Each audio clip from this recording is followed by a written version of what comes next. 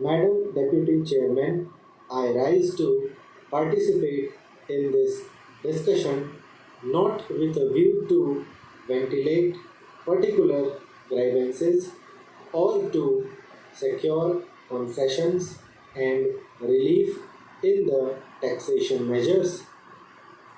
I am one of those who believe that there is no justification for additional taxation unless the conditions laid down by the Taxation Inquiry Commission are complied with.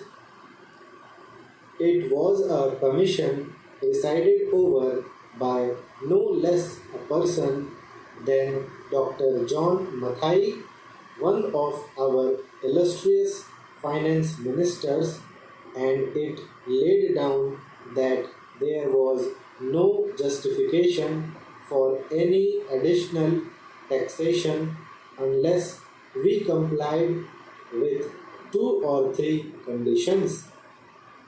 One condition was that whatever tax was realized was being properly spent, that there was no wastage or superfluous expenditure being incurred.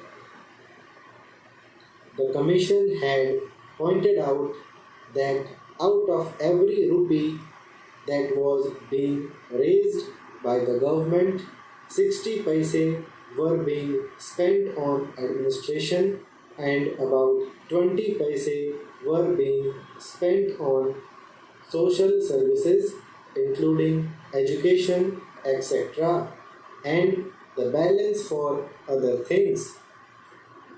Another was that whatever tax was being imposed should be realized before we brought out measures for fresh taxation.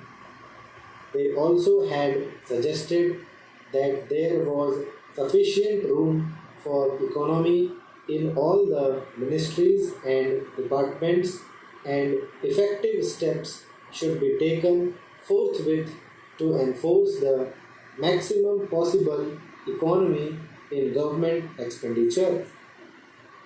Now we have before us this audit report for 1961-62, which was presented to the Lok Sabha on the 6th June and which came to my hands last night, and I have not been able to study it.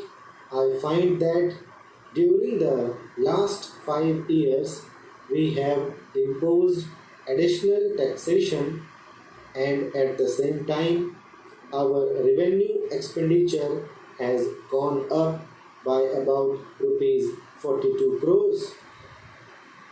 So, on the one hand, we say that we are raising this money, these taxes, for the implementation of the plan, and for that reason, every chief minister and ministers go about saying that we want money for the implementation of the plan. But what are the facts? We find that the money that has been raised is being used for administrative purposes. So it is not correct to say that. On the other hand, it is not proper because you must know that no plan, however well balanced and well thought out it may be, can't be implemented in a democratic setup unless you can enthuse the people.